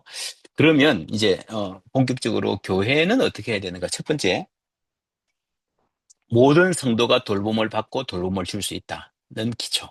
저는 지난 한 2년 동안에 계속 거의 매일 돌봄에 대한 설교를 했습니다. 이 얘기를 강조하고 있죠. 모든 성도가 돌봄 사역자로 성장할 수 있도록 도전하고 교육한다. 교회 안에 커리큘럼도 만들어 놓는 게 좋습니다. 저희 는 지금 하고 있고요. 그리고 교회 안에서 돌봄의 민감성을 개발하고 돌봄의 문화를 만들어 간다. 여러분, 민감성이 대단히 중요합니다. 왜냐하면 그리스도인들이 누군가가 나한테 내 앞에서 어떤 돌봄의 필요가 있으면 나는 도와줄 거라 생각을 많이 하는데 모르는 거예요. 이 캐치를 못 하는 거예요. 마태복음 25장에 주여, 염소들, 주여, 언제 주님이 내 앞에서 헐벗었고 군지렸고 오에 갇혔습니까? 그런 적 없습니다. 주님이 계속 지나간 거예요. 돌볼 수 있는 기회가 계속 지나간 거예요. 몰랐던 겁니다. 알았으면 했을 걸. 그래서 이게 돌봄을 필요로 하는 상황에 대한 민감성을 우리가 개발해 가야 됩니다. 그리고 아까도 말했지만 돌봄의 문화를 만들어 가야 된다. 문화를 만들어 가야 사회도 영향을 끼칠 수 있습니다. 그래서 교회의 돌봄 선교 프로그램, 우리가 밖에 나가서 누구 돕고 뭐 밥도 먹이고 홈리스들 돌보고 하는데 사실은요, 교회에서 프로그램으로 하는 선교는 너무 제한적입니다. 소중하지만 그 여러분 해봐야 얼마나 하겠습니까? 그렇죠. 그 사람들의 삶 전체를 보면 얼마. 그래서 결국에는 그냥 중요한 것은 물론 그 자체도 의미가 있지만 그런 선교 프로그램을 하면서 돌봄의 승품이 되는 거예요. 그 돌봄의 태도가 되고 돌봄의 문화가 되어서 사람이 인격적으로 빚어져 가야 그게 이제 예수 닮은 교회가 되어 가는 거고 저는 그런 교회가 세상에 빛이 될 수 있다고 믿습니다. 그래서 돌봄의 문화를 교회 안에서 만들고 사회에 확산해 나가고 그러면서 그리스도인들이 깨어있는 시민으로 따뜻한 이웃으로 세상을 섬길 수 있도록 하는 게 제가 돌봄을 생각하는 교회론적 기초입니다. 목회자들은 뭘 하는가? 먼저 전통적인 패러다임 그대로 돌봄 제공자가 돼야 됩니다. 그리고 신방하고 상담 등 돌봄 사역자를 양육하고 연결해주고 보살피는 일. 저희들은 어떤 과정을 거치면 돌봄 사역자가 되거든요. 교회 안에서 평신도들이. 그러면 목사님들이 이분은 좀 특별한 케어가 필요할 때 연결해 줍니다. 돌봄사를 상담사를 연결해 주듯이 만나 달라 그러고 주변의 사람을 만나는 거예요. 그래서 목사님들이 돌봄을 받아야 한다는 겸손, 한계를 인정한다. 자기 돌봄의 모범이 돼야 된다. 자신을 잘 돌볼 줄 알아야 자신의 가족을 돌보고 자신의 건강을 잘 돌보고요. 그래서 요즘은요, 젊은이들이 운동도 열심히 하고 자기 삶을 잘 가꾸는 목사들을 좋아합니다. 청년부 여러분 사역 잘하는 분 보세요. 자기 삶을 잘 가꿀 줄 아는 목사들이 인기가 있어요. 옛날에는 반대였죠. 나는 돌보지 않고 오로지 교회만 위해서 그냥 건강도 뭐 그냥 해치고 자녀도 안 돌보고 우리 목사님은 교회밖에 몰라. 퇴근도 안 하셔. 교회에서 늘 주무셔. 그런 목사님이 옛날에는 좋은 목사님이었는데요. 이제 앞으로 젊은 세대는 반대예요. 너무 그러는 거 서로 부담돼요. 물론 하나님의 교회를 잘 섬겨야 되지만 자기를 잘 돌볼 줄 아는, 자기 건강 관리, 시간 관리 잘 할 줄 아는 사람들이 좋은 목사가 될 수 있습니다. 돌봄을 위해서 계속해서 훈련을 받아야 된다. 저희 교회는 그래서 정기적으로 목사님들이 모입니다. 부목사님들 다 모여서 소그룹으로 다 모여가지고 이제 신방에 대한 상담에 대한 이야기를 합니다. 여러분 상담하다 보면요. 수없이 많은 문제들이 있습니다. 나의 지식과 내 경험의 범위를 벗어나는 문제가 너무너무 많습니다. 솔직히 말해서 여러분 상담 신방 어떻게 하세요? 그냥 대충 하잖아요. 대충. 내가 그냥 이때까지 50년, 60년 살면서 주워 들은 거 이기저기서 파편적으로 봤던 경험들을 가지고 하기 때문에 물론 그런 목회도 하나님이 성령을 통해서 성도들의 마음을 만지시고 치유하시고 빛을 보여주시지만 우리가 좀 더 전문적으로 이 문제들에 대해서 지속적으로 공부할 필요가 있습니다. 그래서 좀 규모가 있으면 저희 교회는 그렇게 합니다. 제 아내가 이제 상담학자이기 때문에 저하고 아내가 중심에 앉고 목사님들이 소그룹으로 나누어서 때로는 주제를 줘요. 이런 질문을 받으면 어떻게 하냐. 혹은 뭐 간단하게 신방하면서 가장 어려웠던 점, 또 신방하는 사람으로서 자기 자아상의 정체성의 문제도 굉장히 심각하거든요. 혹은 이제 그냥 지난 한 주 동안에 신방하면서 있었던 일들, 이게 좀 어려웠습니다. 이렇게 보람되었습니다라는 걸 나누는 거죠. 그렇게 나누다 보면요, 굉장히 풍성한, 내가 알지 못했던 목회적 훈련이 될 수 있습니다. 그러니까 돌봄을 위해서 계속해서 목사님들이 공부하고 훈련받고 토론도 하고 하기를 권합니다. 목사들이 이렇게 해야 되고요. 그리고 프로페짜이, 제가 전에도 말씀드린 적이 있는 것 같은데, 목사님들끼리 모여서 동일한 본문으로 함께 설교하면서 같이 말씀을 나누는 요거를 해보니까 굉장히 좋은 설교 준비보다 더 좋은 이렇게 효과가 있습니다. 열매가 있습니다. 뭔가 하면요 서로를 아픔을 이야기하는 거죠. 제가 코로나 때 그런 경우 있었거든요. 이게 줌으로 프로페짜이 했습니다. 어떤 목사님이 잘 지낸다 그러다가 갑자기 교회 그만두고 싶어요. 뭐, 그 한참 이야기했습니다. 한 10분 이렇게, 이야기하다가 했는데, 그 가까이 있는 분이 전화 걸더니 그 다음날 만나신 거예요. 또 대구에 있는 어떤 그룹들은 프로페자의 그룹인데, 한 분이 어렵게 교회를 그만두게 되셔서, 갈 데도 없고 차도 없고. 근데 뭐, 한 분은 자기 집 한 칸 내주고, 한 분은 차 빌려주고, 그래서 뭐, 웃은 생활이 다 해결될 정도로. 그리고 이제, 서로 어려움 이야기하고, 말씀 가운데 삶을 나누면서 함께 서로 돌보는. 그래서 목회자들이 돌봄 받는 게 필요한데, 성도들에게 돌봄 받아야 되지만, 한계가 있으니, 목회자들끼리 갖는 소그룹들, 정기적인, 일주일에 한 번씩 만날 수 있는 소그룹이 저는 꼭 필요하다고 보고요. 프로페짜이, 공동으로 설교 준비하는 그런 모임들은 굉장히 좋은 대안이 될 수 있습니다. 돌봄 중심의 직제이해. 여러분, 성경의 직제가 오늘날에 와서 너무 권위적으로 이해되어 있는데, 사도행전 20장 28절 보면요. 여러분은 자기 스스로를 잘 살피십시오. 자기 돌봄이죠. 또 양떼들을 잘 보살피라는 말이죠. 양떼 가운데 이름을 감독으로 슈퍼바이저라는 에피스코포스라는 말인데 이게 비숍이라는 말이 여기서 나왔는데요. 하나님께서 자기 아들의 피로 사신 교회를 돌보게 이 모든 직제가 사실은 돌봄의 직제예요. 슈퍼바이저라는 말이 여러분 이게 감독이란 말이 너무 잘못 이해되고 있습니다. 제가 감리교 목사님들한테 강의하러 가면 이 이야기를 자주 하는데 감독이 그런 높은 사람이 아니고요. 슈퍼바이징 돌보는 사람입니다. 여러분 장로교의 시차례 있잖아요. 시차례. 시차례 이러면 여러분 어떤 느낌이 드세요? 잘하나 잘못하나 감시하고 감독하는 이게 시찰이 그런 말이 아니에요. 본래는 돌본다는 말이에요. 잘 보면 이게 뭐 어디하고 같은가 하면요. 그 하갈 하갈이 광야에서 물이 없을 때에 그죠? 브엘라에로인가? 나를 감찰하시는 자의 우물 그죠? 나를 감찰하시는 자의 우물이란 이 번역의 뉘앙스가 너무 이상한 번역이에요. 감찰 이러면 잘했나 못했나 장부 뒤적여보고 잘못 지적하고 혼내고 그런 느낌이 들잖아요. 그런 게 아니고요. 그냥 나를 보시는 하나님이란 말이에요. 그게 뭐예요? 나를 돌보시는 하나님이죠. 그래서 목말라 죽어가기 직전에 물을 주시는 나를 돌보시는 하나님 감찰이 그 감찰이에요.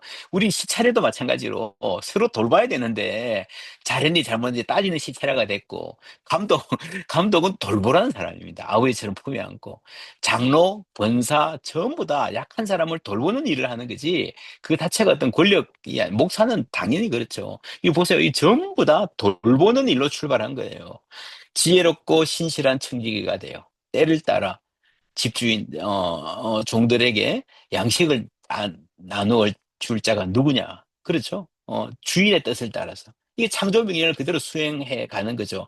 저는 그게 선교적 교회의 굉장히 중요한 방향이라고 보는데, 지혜롭고 신실한, 슬기롭고 신실한 이란 말이에요. 프로니모스, 청지기가 되어서.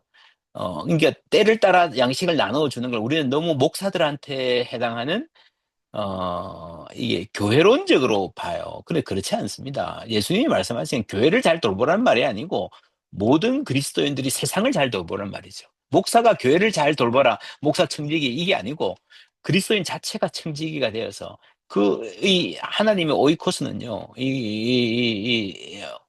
오이코스, 우리 에케메칼 온 세계 이야기 하듯이 오이쿠메네 온 세계를 이야기하는 거예요. 그거 다 돌보는 거잖아요. 근데 때를 따라 각 시기에 맞게 필요한 것을 공급하는 슬기가 있어야 된다. 그래서 이 그리스도의 사명과 특별히 교회의 모든 직제가 본래 출발은 돌봄이었다 하는 걸 우리가 다시 회복할 필요가 있습니다. 그리고 예, 저희 교회는 이제 몸과 마음을 잘 돌보고 건강한 삶의 목표를 설정하고 습관을 형성하는데 모든 이제 양육 체계가 맞추어져 있습니다. 그 중에 케어링이라는 클래스는 필수 코스입니다. 6번에 걸쳐서 모이는데, 요게 이제 우리 교회에서는 임직을 위한 필수 이수 과정이기도 하고요. 모든 교인들이 다, 특별히 이제 사랑방 목자들, 속으로 믿어들이 꼭 듣게 양육을 받게 합니다. 첫 번째가 넘버 원, 투가 자기 돌봄이죠. 자기를 이해하고 자기를 돌보는, 다른 사람 어떻게 돌보는가 하는 것들을 하는데, 이게 굉장히 반응이 좋습니다. 그래서 이제 이거를 하다 보니까, 제가 또 돌봄 강의를 하다 보니까 다른 교회에서 어떻게 하게 하란 말입니까? 질문이 많아서, 이걸 지금 조금씩 외부로 하고 있습니다. 너무 많은 인원들을 하기 힘들고, 목사님들, 사모님들 뭐 한 20분 이내로 모아서 이번 월화도 대구에 있는 한 그룹들이 요청을 해서 1박 2일로 경주 수영로교회 베이스 캠프에서 1박 2일로 모임을 했었습니다. 자신을 돌아보고 이를테면 어떤 분은 부부 대화 세미나도 많이 갔는데 어떤 부부 대화보다 자신 돌봄부터 시작하는 이 접근이 가장 우리 부부에게 도움 많이 됐습니다. 자녀 교육 세미나도 아닌데 자녀 교육, 자녀와의 관계가 치유되기도 하고요. 우리 교회 내에서 그렇고 목사님들도 그렇습니다. 그래서 관심 있으시면 저희가 이제 6월 달에 대구는 최근에 했고 6월 말에 광주에서 할 예정입니다. 거기에 뭐 조금 거리가 있지만 1박이니까 와서 하셔도 좋고요. 또 다른 기회 이렇게 어 워치하다 계시면 저희들이 또 광고도 하고, 페이스북이나 광고도 하고 그렇게 하도록 하겠습니다. 요거는 이래서, 교회에서는 6번 과정을 하는데, 1박 2일로 합니다. 1박 2일로 목사님들 해서 그대로 우리가, 교회에서 하는 그대로 똑같이 이제 진행을 하면서 교회에 가서 하실 수 있도록 자료도 드리고, 이후해서 티칭할 수 있는 라이센스도 드리고 그렇게 진행하고 있습니다. 그리고 우리 교회는 그 다음에 이제 케어링이죠. 그 다음에 바나바, 위로의 사람이잖아요. 그죠? 바나바 사역자. 그래서 훈련하고 성장해서 이 사람들 슈퍼바이저가 되어서, 슈퍼바이저와 함께 목사님들이나 심리상담 전공자들하고 연결되어서 슈퍼바이저 받으면서 실제로 돌봄 대상자를 만납니다. 이분이 준비대가 있으면 이런저런, 삶의 필요가 있는 사람들을 1대1로 연결해가지고, 뭐, 예를 들어 어떤 분은 그냥 한 달에 한 번씩 밥 먹는 거예요. 그러면서 이야기 들어준다든지 그렇게 다양한 만남의 기회를 제공하고 이걸 감당할 수 있도록 사역자를 양성하고 장기적으로는 저희도 이제 막 시작 단계지만 장기적으로 모든 성도들이 이 과정을 다 거쳐서 특별히 사랑방 목자들 속으로 믿어들은 꼭 할 수 있도록 그렇게 목표 방향을 정해서 가고 있습니다. 학교 교육도 사실은 여러분 저는 교회 학교라는 게, 여러분 사실 아까 제가 서두에, 학교 교육의 실패라고 했다는 말 기억나시잖아요. 근데 학교 교육을 실패했는데, 교회가 자꾸 이 학교처럼, 학교 비슷하게 돼가는 건 저는 교회의 강점을 잃어버리는 것 같아요. 아이들이 일주일 내에 학교가 시달리는데, 교회 와서도 학교 가야 되나? 그래서 오히려 교회는 하나의 확대 가족이 돼야 되지 않는가? 특별히 교육부서는. 그래서 저희들은 이제 지난번에 말씀드렸지만, 연령별 공동체로 교회를 다 바꿨습니다. 곧 가장 중요한 게 성인 사역과 자녀들 사이의 긴밀한 동역. 그러니까 고등부 교육자하고, 고등부 부모를 맡는, 요 교구의 그 공동체의 교육자가 함께 동역합니다. 함께 가는. 그래서 가급적이면, 아이들하고 어른들하고 함께 가면서 가족, 확대 가족, 교회에 자기 부모가 교회 안 나오는 아이들도 확대 가족으로 교회 오면 다 이제 뭐 언니고 오빠고 삼촌이고 이모처럼 될 수 있는 그런 교회를 우리가 지향해 가야 되지 않을까. 그게 이제 학생과 교사와 학부모, 교육자가 상호 서로 돌봄하는 네트워크를 만들어 가는 거죠. 돌봄이 필요한 상황, 이를 한번 보십시오. 대략 어떤 것들이 있는지. 굉장히 많죠. 사회가 바뀌고, 사회가 많이 변화될수록 또 새로운 것들이 막 나타날 겁니다. 제가 미국에 있을 때 보니까 벌써 한 20년 전입니다. 세들백 교회는요, 그때 뭐, 암 환자 가족을 위한 소그룹, 이런 것들이 있었고요.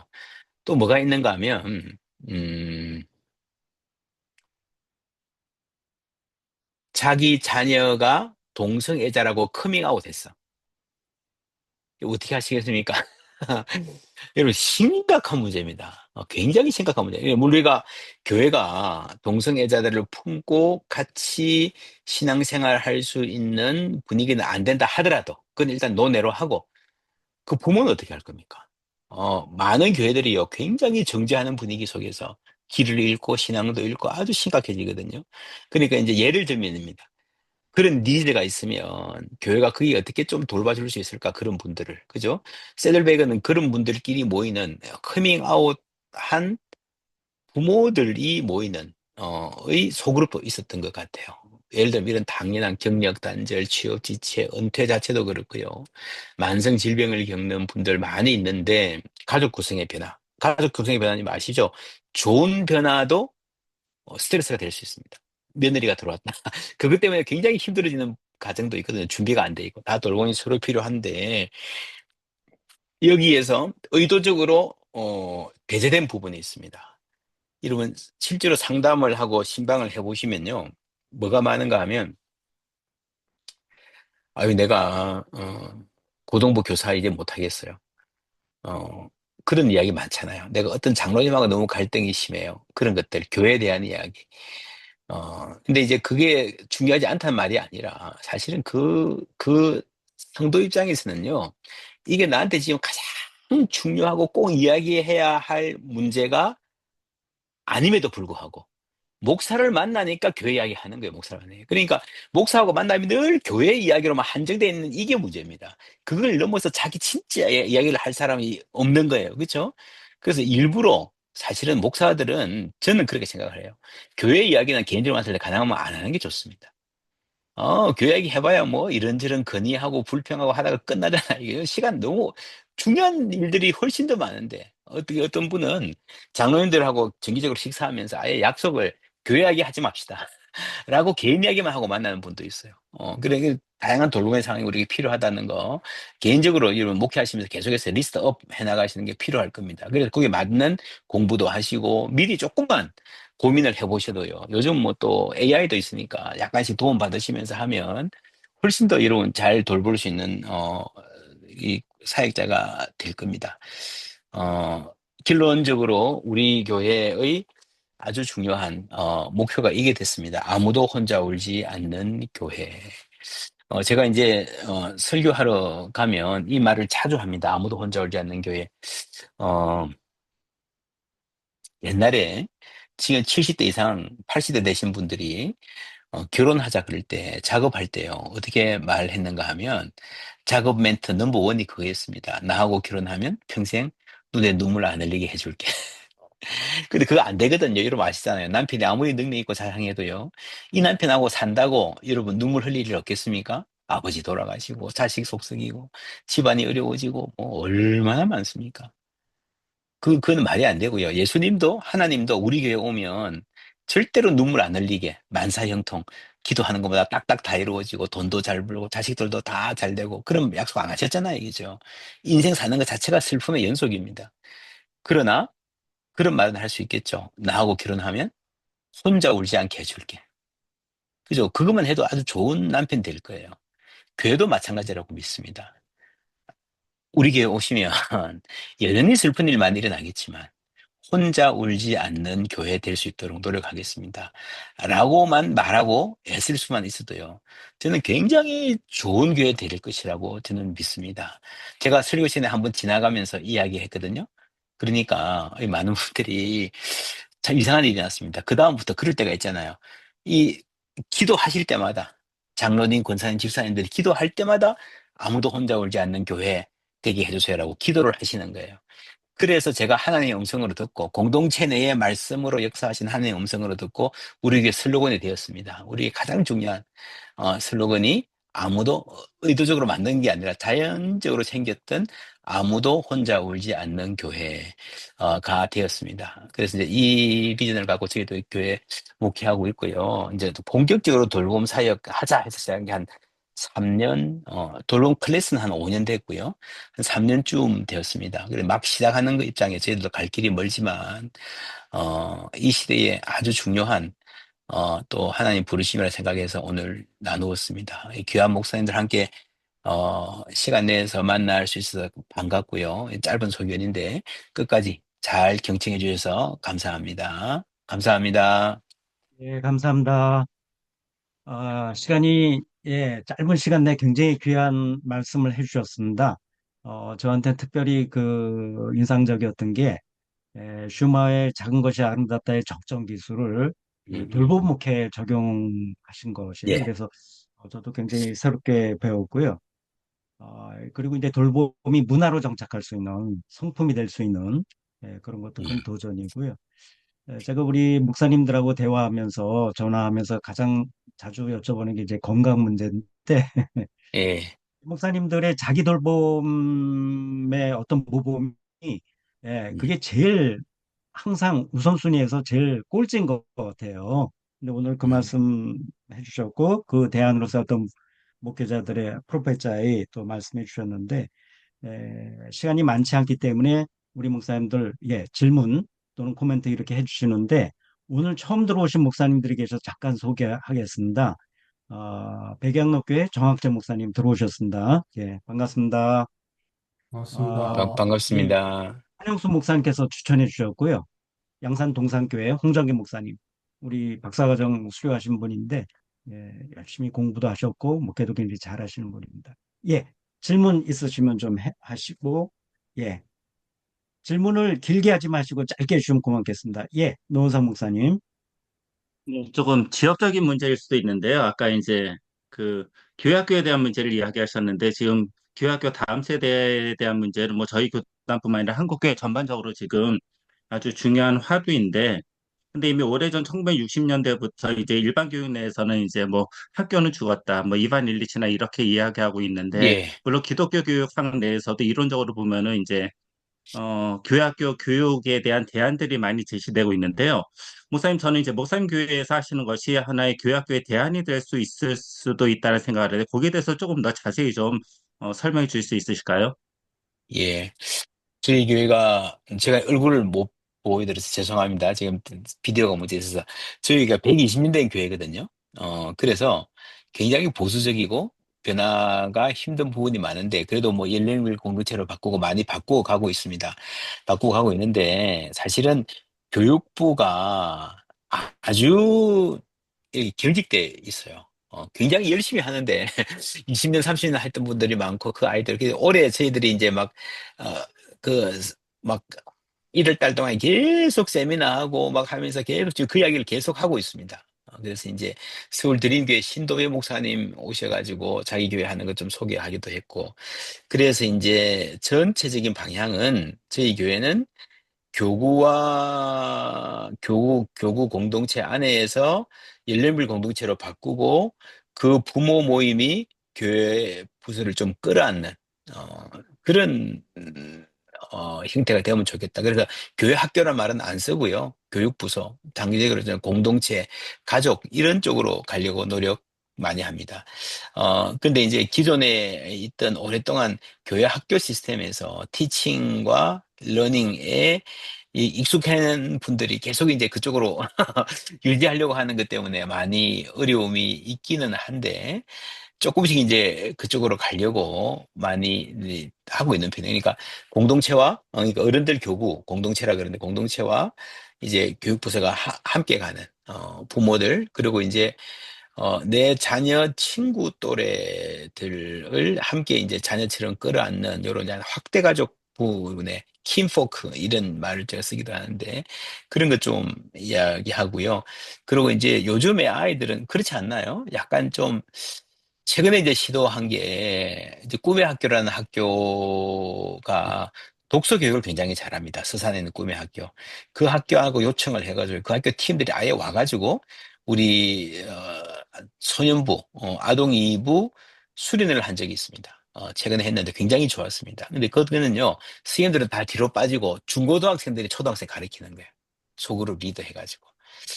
저는 이제 그게 하나의 중요한 이 세대 간의 아이들이 반응 잘하는 하나의 방법이 될 수 있다.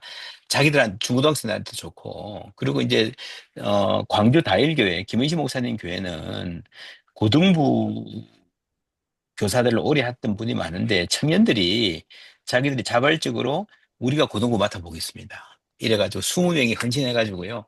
그러니까, 어, 총무하고 회계만 남고 전부 다 뒤로 빠지고 청년들이 다 지금 들어갔대요. 아직 최근에 한 건데 굉장히 예후가 좋습니다. 아주 좋은 반응. 아이들이 언니 오빠들이 하니까 호흡도 잘 맞고 예를 들면 그런 것도 하나의 대안이 약간 이제 노 목사님 말씀하신 대로 사실은 학교는 죽었다.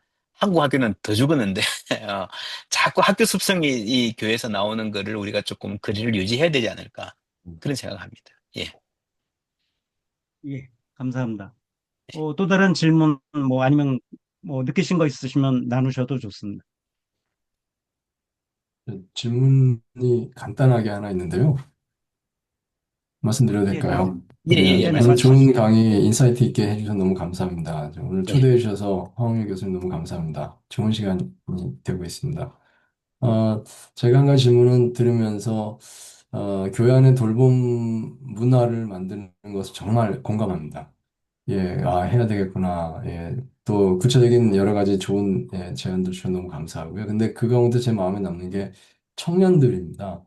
음, 사실 청년들이 교회 안에서 좀 무슨 별동 조직처럼 따로 떨어져 있고 또 주일 오후에 따로 예배드리고 이러면서 좀 무관심의 대상이 될 수도 있는 부조적으로 이런 경우가 참 많이 있거든요.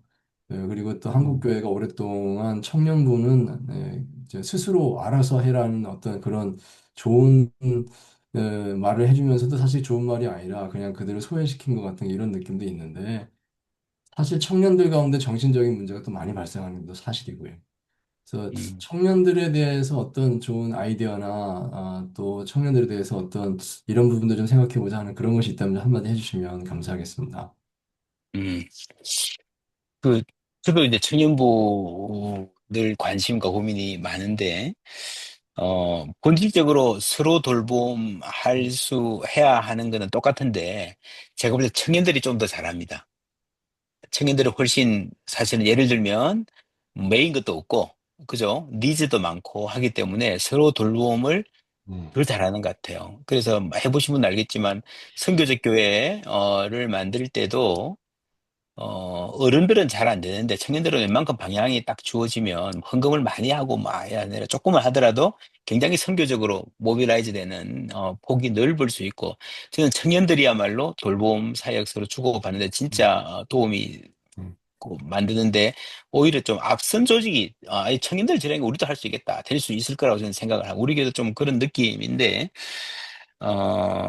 이제 금방 말씀하신 너희들 알아서 해라도 안 좋지만 너무 지나치게 간섭하는 것도 안 좋은 것 같아요. 다른 문화를 인정하고 잘 할 수 있도록 울타리를 쳐주고 좀 맡기고 이제 슈필라움이라 그러나요? 그 놀이터. 저는 교회가 놀이터가 되는 생각하거든요. 자기들의 끼를 아이디어를 막 발산할 수 있는 여보세요? 예, 지금 내 모임 중에서 아직 30분에 오시라던데 30분에 오신대. 30분 약속했어. 그래서 우리 3040도 그렇고 청년들도 그렇고 어른들의 역할은 어 청년들을 자기들이 사실 요즘 청년들이요 어른들하고 함께 있는 거 솔직히 많이 안 좋아합니다. 그렇지 않나요? 그래서 어른들이 할 수 있는 거는 해주되, 많이 이렇게, 자기들끼리 뭔가를 좀 만들어가고 재미있게 창의적으로 할 수 있고, 부분적으로는 우리가 하는 이게 교회에 영향을 끼친다. 청년들이 교회에 좀 하고 싶은 거를 교회에도 좀 반영될 수 있는 그런 장을 조금이라도 만들어주면 전체 교회가 좀 청년들이 이끌어갈 수 있는 그런 여지가 조금 있으면 뭐 행사든지 뭐든지 좋겠고요. 그래서 이제 1월 달에 저희 교회에서 굉장히 지금 많이 한 말입니다. 우리가 젊은 세대, 청년뿐 아니라 중고등학생들 이해하기 위해서 많이 노력을 해야 되는데, 진짜 이해하고 공부해가지고 얘들한테 뭔가를 해준다는 게 아니라, 조금 극단적인 말이긴 합니다만은 방해꾼이 되지 않도록. 이 아이들이 문화를 모르니까 다 방해꾼이 열심히 청년들을 공부해서 방해꾼만 되지 말자. 사실 이 어른들이 얼마나 아이들하고 생각이 달라서 쉽게 지나간다. 그리고 이제 특히 목사님들, 저는 이제 목사님들 같은 경우에 설교를 하거나 평상시 하는 말들이 쉽게 하는 세계관 속에서 하는 말인데 아이들 보기에는 완전히 저 사람은 꼰대다. 음, 저 사람은 그런 것들이 너무 많아요. 음, 그런 것부터 좀 우리가 탈피해야 하는. 예를 들면 여성들, 젊은 30, 40 여성들이 한국의 평균적인 교회 가서 설교 못 듣습니다. 평균적인 목사님들이 굉장히 성차별적인 인식과 언어가 입에 너무 배어 있기 때문에 그냥 죽으려 하는 사람들이 많아요. 청년들도 마찬가지예요. 청년들이 어른들을 볼 때, 야, 이 사람 나하고 대화가 안 되겠구나라고 하는 포인트들이 있거든요. 티피컬하게 반응하는 힘들어하는 그런 부분들을 우리가 잘 이해하고, 목사님들뿐만 아니라 장로님들, 교회 어른들이 그런 것까지 이해할 수 있다면, 저는 청년들은요, 젊은 세대는 잘 장만 만들어 놓으면 알아서 잘 하리라고 생각을 해요. 저는 개인적으로 그렇게 생각해요. 예. 이제 그거 어려움이 있는 경우가 있어요. 요즘에 이제 청년들 중에 은둔형이나 자기 삶에 너무 준비가 안 돼 있고 소위 돌봄을 하면 특별히 이제 한 30대, 40대 남성 싱글들 중에서 돌봄 사역을 해보면요. 너무 손이 많이 가는 친구들이 있어요. 청년부 목사님들이 그 애 하나 붙잡고 그냥 완전히 그냥 세월 다 보내도 힘든 경우가 있어요. 그게 이제 돌봄을, 그러니까 아예 그냥 제외하든지, 제 교회 안 나왔으면 좋겠다 하든지, 뭐. 그 예수님 사랑 아니잖아요. 음. 그게 어려운 상황인데, 그럴수록 평신도들이 함께 돌봄을 좀 훈련해서 그런 경우는 약간 그래도 좀 견고한 친구 하나가 목사 대신에 좀 전담해가지고 그 친구를 케어한다든지 그런 거는 필요한 것 같아요. 그거 없으면 제가 보니까 모든 청년 3040에 다 있는 것 같아요. 그런 친구들이. 최고 목사님 고민입니다. 손이 많이 가고 공동체 분위기를 흐트리고 하는 그런 친구들. 그러니까 extra care required, ECR이라고 이제 뭐 그렇게 말하기도 하는데 그런 친구들을 어떻게 돌볼 건가 하는 것들이 청년부 사역자가 좀 전략적으로 준비되어 있어야 될 거라고 생각합니다. 감사합니다.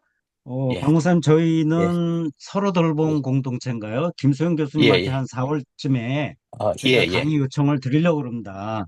예, 예. 그래요. 예. 예, 그런데 혹시 어, 오늘 강의를 듣다 보니까 1박 2일 예. 케어링 뭐 그런 게 있는데 예, 예, 그거입니다. 예, 그 그거가 제가 했던 거 그 비슷한데 할 수만 있으면 1박 2일 정도로 시간 내서 아예 훈련을 받는 걸 시간 저희가 낼 수 있을지 모르겠지만 뭐 먼저 한번 하시고 해도 좋고요. 예, 예. 예, 그러니까 제가 이제 요청드리고 예, 싶은 거는 아직 우리가 확정한 건 예, 아니지만 예, 예, 예, 혹시 부산, 경남, 울산 우리 어, 목사님들이 요청을 하시면 예, 예, 예, 하반기에라도 또는 내년 예, 상반기에라도 뭐 예, 그런 기회를 좀 주실 수 있을까요? 예, 아마 하반기에 6월 달에 하나 있는데 8월 달쯤에 할 수 있을지 제 아내가 학교에 있어서 방학 아, 김수영 때든 교수님이 뭐 하시는 거군요. 예, 제 아내가 그거는 제 아내가 합니다. 아, 그러니까 주로 예, 방학 예. 때, 예, 예. 예, 방학 때 음, 하거나 뭐 중간고사 기간 때나 목사님들도 월화가 좋잖아요. 그죠? 예, 목금에도 했던 알겠습니다. 적이 있는 것 같아요. 예, 하여튼 그 나중에 연락 주시면 저희들이 예, 예, 예. 할수 있으면 좋겠습니다. 이 예, 팀은 오늘 그대로 귀한 하든지 강의해 혹은 주셔서 예, 예, 그래요. 너무 감사하고요. 예. 마무리 기도 저희 목사님들 위해서 박 목사님 기도해 주시면 고맙겠습니다. 예, 그럴까요? 예, 감사합니다. 제가 기도할게요.